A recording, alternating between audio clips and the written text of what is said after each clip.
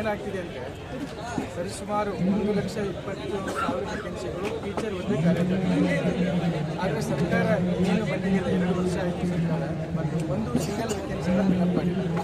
ಅದೇ ಸುಳ್ಳು ಭರವಸೆಗಳು. ಮಾನ್ಯ ಶಿಕ್ಷಣ ಸಚಿವರು 28 ಸುಳ್ಳು ಭರವಸೆಗಳನ್ನು ಕೊಟ್ಟಿದ್ದಾರೆ ಇಲ್ಲಿವರೆಗೆ. ಸೊ ಎಷ್ಟಂತ ಹೇಳಿ ಸರ್, 10 ವರ್ಷ ಆಯಿತು ನಾವು ವೇಟ್ ಮಾಡೋಕ್ಕೈತಿ ಟೀಚರ್ ಆಗಬೇಕಂತ. 1 to 5th ಕಾಲ್ಫರ್ಮ್ ಆಗಿ 10 ವರ್ಷ ಆಯಿತು. ಹೈಸ್ಕೂಲ್ ಶಿಕ್ಷಕರ 10 ವರ್ಷ ಆಯಿತು.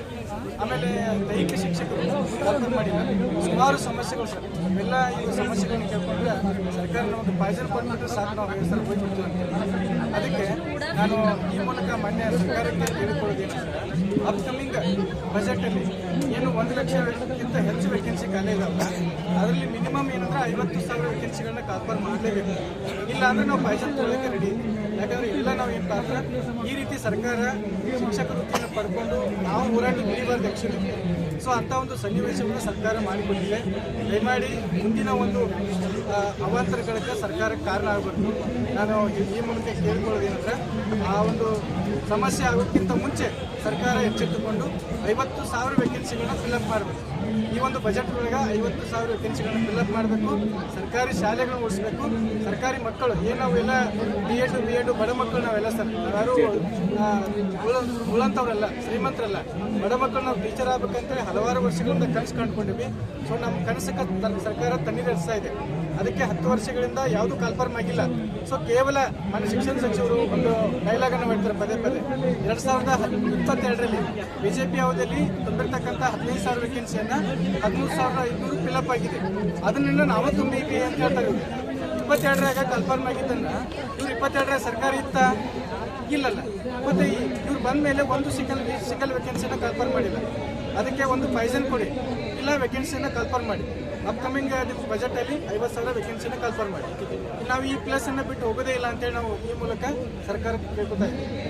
ರೂಟ್ ಮಟ್ಟದಲ್ಲಿ ಹೋರಾಟ ಮಾಡ್ತಾ ಇದ್ದೀರಾ, ಫ್ರೀಡಮ್ ಪಾರ್ಕಲ್ಲಿ ಹಮ್ಮಿಕೊಂಡಿರೋ ಹೋರಾಟ ಮಾಡ್ತಾ ಇದ್ದೀರಾ, ಮುಖ್ಯಮಂತ್ರಿದ್ದೀರಾ, ಇಲಾಖೆಗೆ ಸಂಬಂಧಪಟ್ಟಿದ ಅಧಿಕಾರಿಗಳಾಗಲಿ ಸಚಿವರಾಗಿದ್ದರೆ ಯಾರಾದರೂ ಬಂದು ತಮ್ಮ ಮನವಿ ತಗೊಂಡು ಏನಾದರೂ ಭರವಸೆ ಕೊಟ್ಟಿದ್ದಾರೆ? ಈಗ ಅಧಿಕಾರಿಗಳು ಬಂದ್ರೆ ಸರ್, ಸಚಿವರು ಬರೋದಿಲ್ಲ. ಸಚಿವರು ಖಂಡಿತವಾಗಿ ಹೇಳ್ತಾರೆ ನಾವು ಬರೋದಿಲ್ಲ ಅಂತೇಳಿ. ಬರೋದಿಲ್ಲ ಅಂದ್ರೆ ಆ ಒಂದು ಉನ್ನತವಾಗಿರ್ತಕ್ಕಂಥ ಒಂದು ಹುದ್ದೆ ಅದು ಸರ್. ಬರೋದಿಲ್ಲ ಅಂದ್ರೆ ಆ ಹುದ್ದೆ ಒಳಗೆ ಯಾಕೆ ಇರಬೇಕು ಅಂತ. ಆ ಹುದ್ದೆ ಏನು ದೊಡ್ಡ ಇಲಾಖೆ ಹುದ್ದೆ ಅದು. ನಮ್ಮ ಈ ಒಂದು ನಾವೇನು ಬೀದಿಗೆ ಬಂದಿವಲ್ಲ, ನಮ್ಮ ಮನವಿಯನ್ನು ಕೇಳಕ್ಕೆ ಬರ್ಲಿಕ್ಕೆ ಅಂದ್ರೆ ಶಿಕ್ಷಣ ಸಚಿವರಾಗಿ ಯಾಕಿರಬೇಕು ಅಂತ. ಶಿಕ್ಷಣ ಸಚಿವರಿಗೆ ವಿಷಯ ಮುಟ್ಟಿದೆ, ಅವರಿಗೆ ನೀವು ಹೋರಾಟ ಮಾಡ್ತಿದೆ ಸರ್. ಈಗ ಅವರು ಇಲಾಖೆ ಅಧಿಕಾರಿಗಳನ್ನ ಕೇಳಿ ಹೇಳ್ತಾರೆ, ಅವರು ನಿಮ್ದು ಏನಪ್ಪ ಬೇಡಿಕೆ, ಎಲ್ಲ ಬೇಡಿಕೆಗಳನ್ನ ಓದಿನಿ ಅಂತ ಹೇಳ್ತಾರೆ ಅವರು. ಅಂದ್ರೆ ಮುಟ್ಟಿದೆ, ಇಲಾಖೆಗೆ ಮುಟ್ಟಿದೆ. ಬಟ್ ಭರವಸೆ ಕೊಡೋದು ಬೇಡ ಸರ್ ನಮಗೆ. ಈಗ ಅಪ್ಕಮಿಂಗ್ ಬಜೆಟ್ ಇದೆಯಲ್ಲ, ಆ ಬಜೆಟ್ ಒಳಗೆ ನೀವು ಎಷ್ಟು ಕನ್ಫರ್ಮ್ ಮಾಡ್ತೀರಿ ಹೇಳಿ. ಅವರು ಏನಾದರೂ ಬರೋ ಮೂಮೆಂಟ್ ಇದೆಯಾ? ಸಚಿವರು ಏನಾದರೂ ಬರೋದು ಸರ್ ನಮ್ಗೆ ಗೊತ್ತಿಲ್ಲ. ಅದು ಸಚಿವರು ಬರುವಂತ ಒಂದು ನಮಗೆ ಏನು ಭರವಸೆನೂ ಕೊಟ್ಟಿಲ್ಲ ಸರ್. ಅವ್ರು ಏನು ಹೇಳ್ತಾನೆ ಇಲ್ಲ. ಬಟ್ ವಿಷಯ ಮುಟ್ಟಿದೆ. ಆ ವಿಷಯ ಮುಟ್ಟಿದೆ ಸರ್, ವಿಷಯ ಮುಟ್ಟಿದೆ.